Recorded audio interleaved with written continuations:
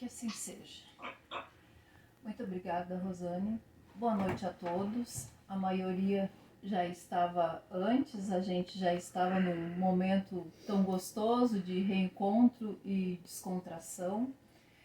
E é maravilhoso estar aqui com esses rostinhos olhando para a gente, dentro de uma expectativa que tenham certeza exigiu de mim um esforço de estudo, uma dedicação enorme para realmente tentar entender e transmitir alguma coisa que seja útil para o nosso cotidiano, tá, gente?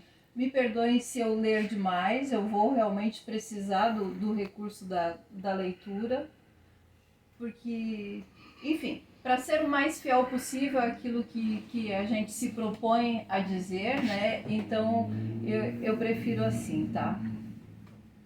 O capítulo que nos coube é o capítulo 21. Haverá falsos cristos e falsos profetas. E quando nós nos deparamos com este capítulo, tendemos a apontar o dedo para os outros, olhar para fora do nosso grupo e principalmente para fora de nós mesmos. Afinal, eu não sou profeta, né? Nós não nos identificamos como profetas, então está falando das outras pessoas e não para mim mesmo, né?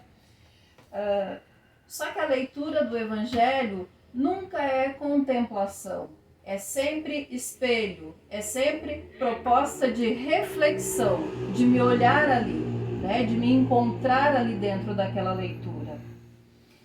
Eu tive muita dificuldade em encontrar dentro da leitura deste capítulo os lugares aonde me cabiam, certo? Mas vou convidar vocês a embarcarem comigo num passeio por diferentes trechos e comentários que vão nos ajudar cada um de vocês a encontrar um lugarzinho que vocês possam achar interessante, que vocês possam achar que vai ampliar o entendimento de vocês mesmos em diversas situações de nossas vidas. Tá certo, gente? Vamos então embarcar nessa aventura de aprofundar um pouquinho o conhecimento deste capítulo. Vamos iniciar a nossa viagem com a anotação de Mateus, no capítulo 24, nos versículos 4 e 5. Jesus disse: tomem cuidado para não serem enganados, pois vários virão em meu nome dizendo: sou o Cristo, e enganarão muita gente. Vários falsos profetas se levantarão e enganarão muitas pessoas, e a caridade se esfriará, porque a injustiça se multiplicará, mas aquele que perseverar até o fim será salvo. Existe uma música muito antiga que foi gravada pela Elis Regina, que diz assim: o homem que diz sou não é, porque quem é mesmo é não sou. O nome dessa música é Canto de Ossanha. Ossanha é uma divindade da mitologia africana que, na verdade, era uma figura que traiu. E por isso o nome Canto de Ossanha. Mais adiante na música diz assim: se é canto de Ossanha, não vá, porque você vai ser traído, certo? Então, quando fica dizendo eu sou, não é. Esse é o sentido, né, poético dessa frase. No estudo do Evangelho, transmitido pela FEB TV, onde o Haroldo Dias é o âncora, né, desse estudo, ele fala exatamente isso. O falso profeta precisa de um marketing, precisa de uma propaganda dele mesmo, né? Então, nós precisamos estar atentos sobre quem fala em nome de Jesus está promovendo os ensinamentos de Jesus ou está se promovendo. Tem diferença, né, gente? Estar falando dos ensinamentos de Cristo ou de si mesmo, né? Vamos olhar com atenção um lugar chamado A Missão dos Profetas. Dentro deste capítulo tem um lugarzinho que se chama A Missão dos Profetas. Comumente pensamos que profetas têm o dom das predições, da previsão, da adivinhação, né? A gente acha que isso é ser profeta, principalmente a questão das previsões, né? Mas no sentido evangélico, os profetas têm a missão de instruir seus semelhantes sobre as verdades divinas, né? Sobre as verdades morais que nos educam, que nos melhoram, né? Mais um recanto deste capítulo, que a gente também precisa conhecer. Os prodígios dos falsos profetas. Jesus advertiu: surgirão falsos profetas que farão prodígios, coisas fantásticas, assombrosas, que nos seduzem e nos enganam. Jesus estava falando do que, gente? Jesus estava falando da mediunidade, né? Que podemos entender como um dom, uma habilidade natural que algumas pessoas têm, assim como a facilidade para pintar, para cantar, para dançar, são habilidades naturais que estão mais afloradas em algumas pessoas do que em outras. Mas somos muito impressionáveis, nós todos somos muito impressionáveis. E não damos a devida atenção a esses textos sagrados, onde Jesus já nos advertia que aconteceriam esses prodígios, né? A gente não dá a devida atenção. E aí, quando nos deparamos com essas pessoas, a gente fica escutando relatos do tipo... nós nos encantamos facilmente quando ouvimos relatos do tipo assim: fulano ou ciclana é enviado de Deus. Tu tem que ver o que aquela pessoa faz. Tu chega perto, ela te dá conselho, ela sabe tudo que tu tá precisando escutar. Ela sabe tudo que tu precisa ouvir. Ou coisas do tipo: tu tem que ver, lá em tal lugar tem um senhor que tu chega perto, ele derruba as pessoas com tamanha energia que ele tem. Então, e esse tipo de coisa a gente fica muito fascinado. E esquecemos que esse poder que essas pessoas têm venha de Deus. Então a gente fica, que nem diz uma outra música, a gente fica muito mais encantado do que com a rede, do que com o mar. A gente fica muito mais encantado com aquele fenômeno que aquela pessoa produz do que com o poder divino, o poder que ela recebeu de Deus, né? Nesse nosso passeio, nós temos uma paisagem pouco explorada e desconhecida de muitos, que é as leis que regem as relações entre o mundo material e o mundo espiritual.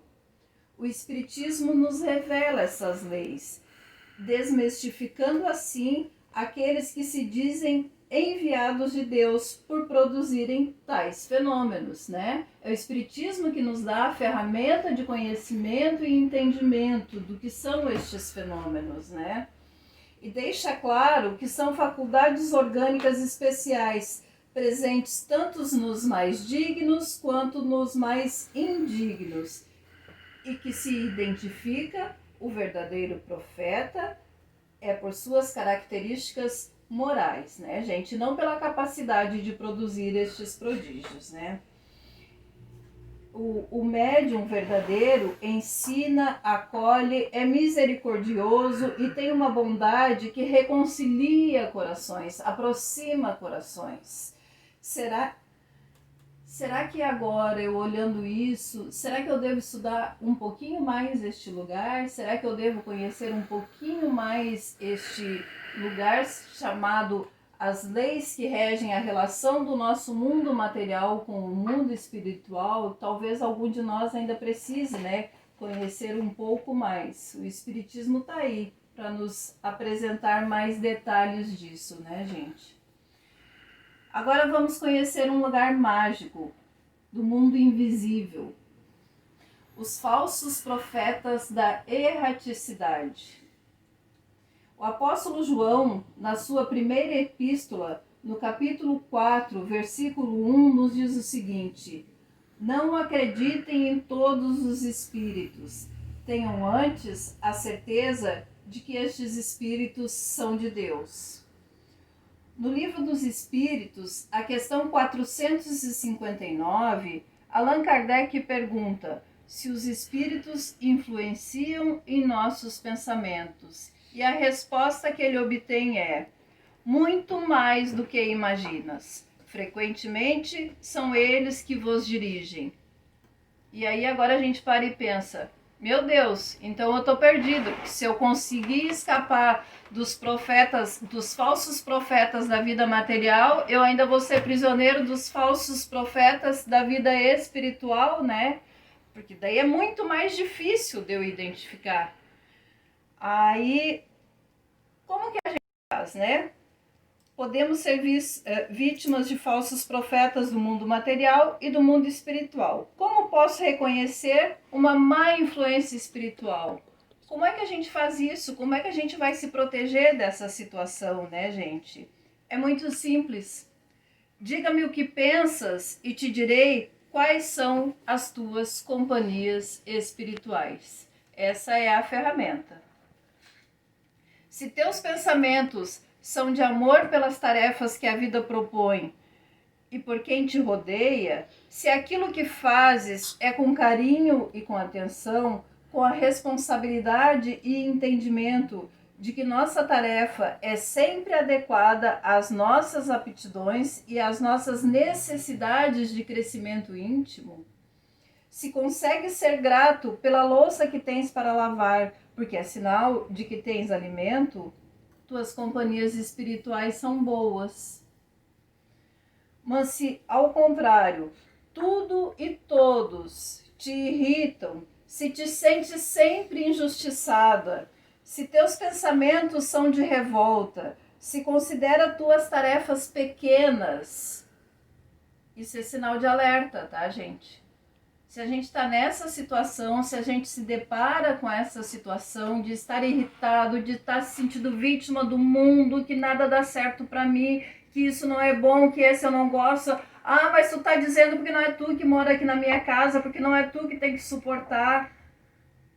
O que a gente tem que fazer, gente? Se a gente se depara com essa situação, a gente tem que tentar sair de alguma maneira, né? Se livrar dessas companhias, porque quando a gente cai nessa vibração, a gente vai atrair estas companhias espirituais que vão alimentar cada vez mais esse tipo de pensamento em nós. E aí, qual é o recurso? Te recolhe em prece, pede a Deus a força e a resignação necessária, busca uma leitura elevada, uma leitura que te ligue a Deus, que te ligue a coisas boas, a bons sentimentos. Uma palestra no YouTube, pesquisa ali uma palestra, uma meditação, uma coisa que te remova daquele lugar. Uma atividade física, mexer na horta, uma caminhada, um filme inspirador. Às vezes um filme é muito relaxante, nos faz muito bem, nos ajuda muito a nos tirar de uma onda ruim, tá? Não fique na vibração perniciosa. Não alimente o pensamento que te separa e magoa o próximo. Estamos numa viagem em busca da aplicabilidade deste capítulo do Evangelho em nossas vidas, certo? Foi este o convite inicial, né? E se até agora nenhum dos lugares apresentados chamou sua atenção, vamos ver o que Lucas escreveu sobre este ensinamento de Jesus. Em Lucas, capítulo 6, versículos 43 a 45. A árvore que produz maus frutos não é boa. A árvore que produz bons frutos não é má. Assim, cada árvore é conhecida pelo fruto que produz. Não se colhem figos dos espinheiros e nem cachos de uvas dos abrolhos. O homem de bem tira coisas boas do seu coração, e o homem mau tira coisas ruins do seu coração, pois a boca fala daquilo que o coração está cheio. As árvores somos nós. Para produzir bons frutos, precisamos da constante autocrítica, da meditação, da busca de conhecimento da moral cristã, a fim de aprender a fazer como as plantas fazem. Vocês sabem como que a planta faz para crescer? A gente põe uma sementinha no lodo, a gente põe a sementinha na terra, e da terra ela consegue absorver seiva bruta, que ela conduz até o sol e cresce. Ela transforma em nutrientes, ela realiza a fotossíntese e se alimenta daquilo ali, daquela seiva bruta. Então, nós temos que aprender a fazer essa fotossíntese, transformar os nossos probleminhas cotidianos, todas as situações que nos incomodam, o lodo do nosso dia a dia, a gente precisa levar à luz do Evangelho e realizar essa fotossíntese em nós, transformar isso, essa seiva bruta dos nossos problemas, juntar com a luz do Evangelho e conseguir obter o nosso crescimento. Este é o objetivo, tá, gente? Florescer aonde estivermos plantados, né? Essa frase está muito na moda e a gente tem que realmente entender. Gente, eu trabalho, a minha secretaria onde eu trabalho recolhe o lixo da cidade. Então, ir no aterro sanitário durante um período, o lugar onde é depositado todo o lixo da cidade, era cotidiano meu. E no meio do lixo brotam flores. Aonde for parar a sementinha, a planta não fica olhando em volta e reclamando: aqui tem cheiro ruim, aqui, eu queria estar plantado lá naquele solo bem bonito, bem tratado. Aonde caiu a semente, ali ela vai germinar, ali ela vai florescer. Que nós possamos ser isso. Não ficar olhando em volta e dizendo: mas eu queria ter uma casa melhor, mas eu queria ter uma família que me entendesse mais. Não, eu não queria esse sol tão ardente em mim porque me queima. A planta não questiona, a planta cresce. A planta absorve tudo que tem ali em volta e floresce, tá? Sejamos isso, né? Consigamos ser, como São Francisco nos disse, consigamos ser aquela pessoa que onde houver ódio, eu leve o amor, onde houver discórdia, que eu leve a união, e por aí vai. É uma frase mais linda do que a outra nessa oração de São Francisco de Assis. E todas são para nós, nenhuma é para o meu vizinho, são todas para nós. Nenhuma é para o meu marido, é para mim. Que a gente consiga ser esse emissário do bem, esse representante do bem. Às vezes, a vida é oportunidade cheia de portas para a eterna luz nas tarefas que aos nossos olhos materialistas muitas vezes parecem tarefas pequenas. André Luiz, né, aquele espírito que a gente sabe que quando esteve na Terra, ele teve uma pessoa de uma relativa importância na sociedade, e a mãe dele era uma simples senhorinha dona de casa, mãe de família. Ela não teve nenhum destaque na vida material. E o André Luiz, quando desencarnou, para começo de conversa, qualquer um de nós espíritas, o sonho é: quando eu morrer eu quero ir morar no nosso lar, né? Eu quero ir para nosso lar. Nosso lar é o sonho de consumo dos espíritas. E a mãe do André Luiz, que foi uma pessoa comum, morava numa colônia muito superior à dele. E então vejam como a gente se deixa iludir em pensar que a nossa tarefinha de cuidar da nossa família, da nossa casa, ou seja lá qual for a nossa rotina, que a gente gosta muito de estar descontente com a nossa realidade. Valorizemos a nossa realidade, sejamos aquela florzinha que floresce onde foi plantada, né, gente? Para poder um dia, quem sabe, estar numa colônia melhor que o nosso lar. Vamos já para a nossa penúltima parada. O que há em nosso coração, né? A palavra professor, vocês sabem que tem exatamente a mesma origem de profeta? Professor e profeta são palavras com a mesma origem. O professor é aquele que professa saberes, que apresenta novos assuntos. Professar é declarar publicamente, ser convicto, adepto ou seguidor. Quando nos dizemos cristãos, estamos professando que seguimos os ensinamentos de Cristo. Porém, ainda nos comportamos como aquele que Jesus advertiu. Vós dizeis, Senhor, Senhor, mas não fazeis o que eu digo. Vir aqui, gente, aonde eu estou hoje, e falar sobre Jesus, sobre os ensinamentos de Jesus, é relativamente fácil, né? Eu estudo, eu me preparo, eu leio, eu assisto umas 50 palestras no YouTube, e leio de novo, e releio, e eu consigo. Ou seja, eu falo Senhor, Senhor, isso eu consigo. Mas a questão é, eu me corrijo? Eu me melhoro?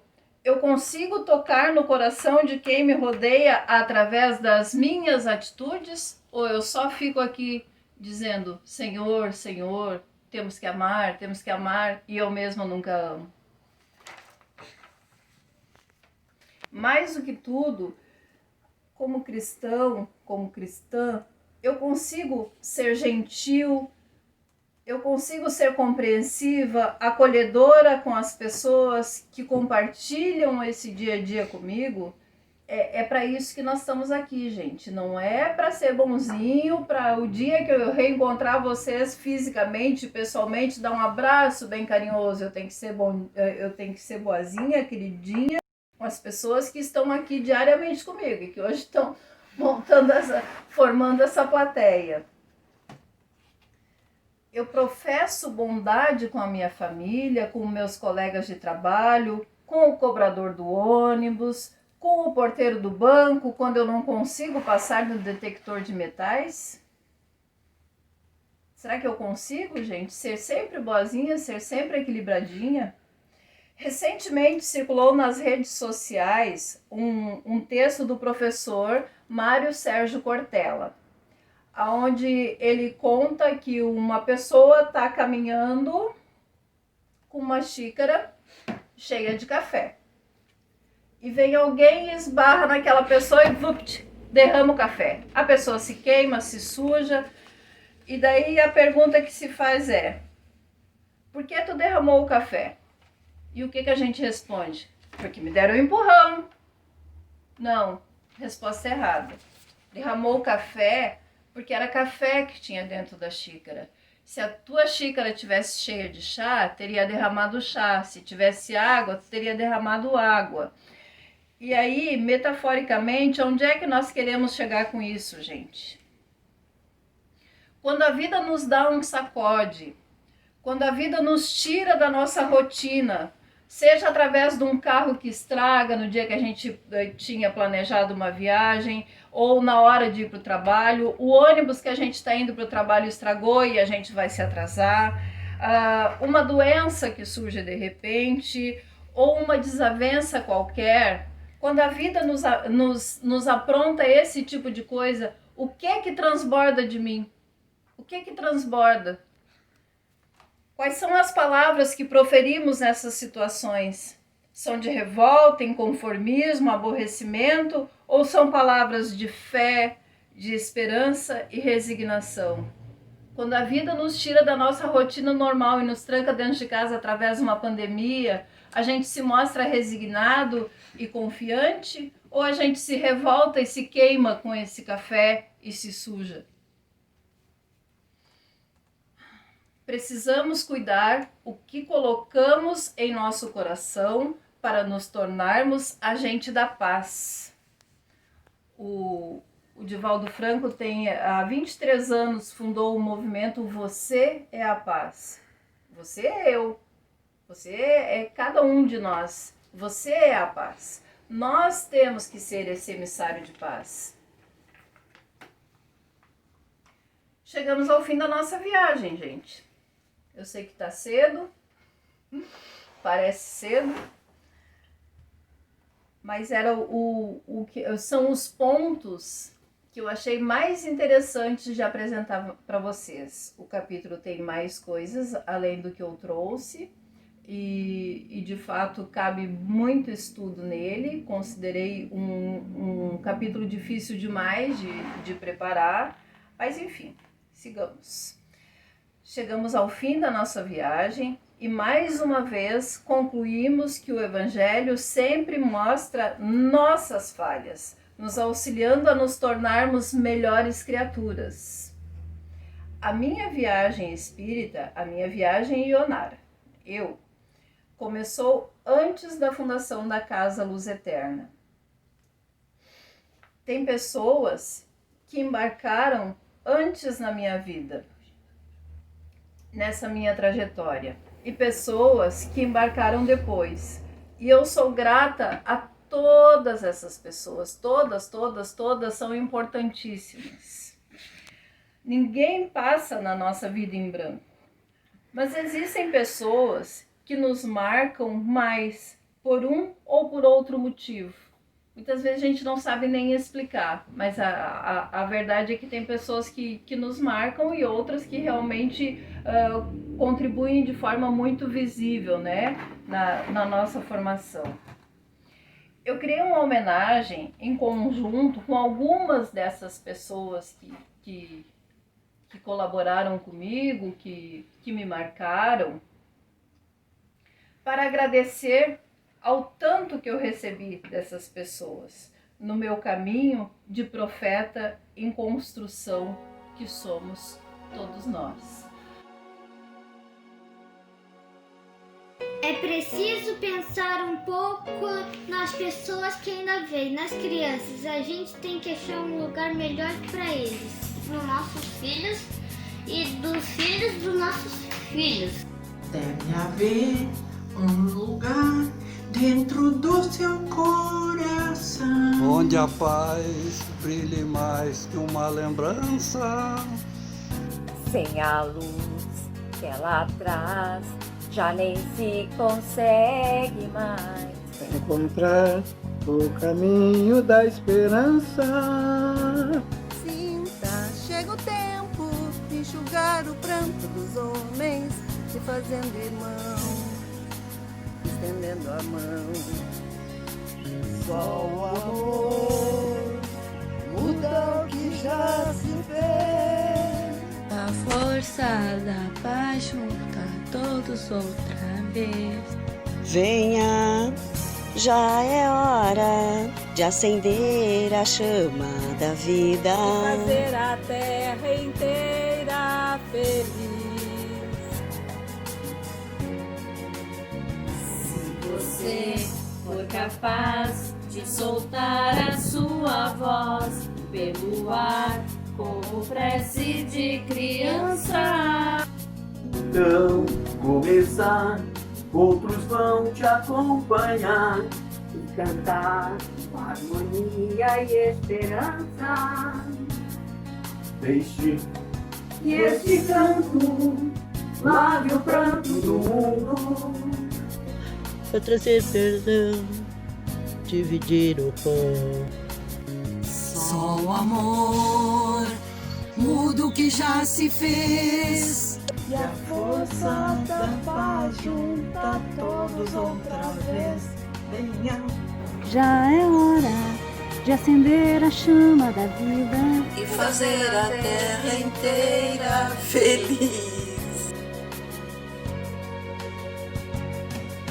Quanta dor e sofrimento em volta a gente ainda tem, pra manter a fé e os sonhos dos que ainda vem. Lição pro futuro, vem da alma e do coração.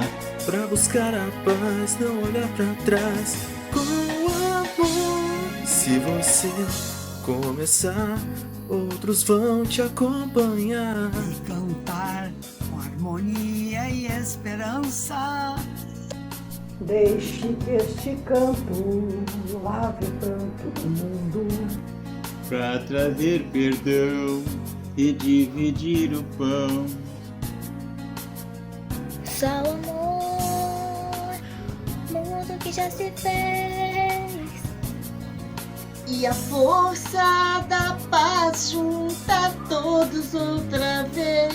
Venha, já é hora de acender a chama da vida e fazer a terra inteira feliz.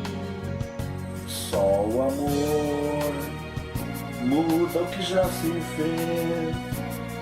e a força da paz junta todos outra vez. Venha, já é hora de acender a chama da vida e fazer a terra inteira feliz. Só o amor muda o que já se fez. E a força da paz junta todos outra vez. Venha, já é hora de acender a chama da vida. É fazer a terra inteira feliz. Só o amor muda o que já se fez. E a força da paz junta todos outra vez. Venha, já é hora de acender a chama da vida e fazer a terra inteira feliz.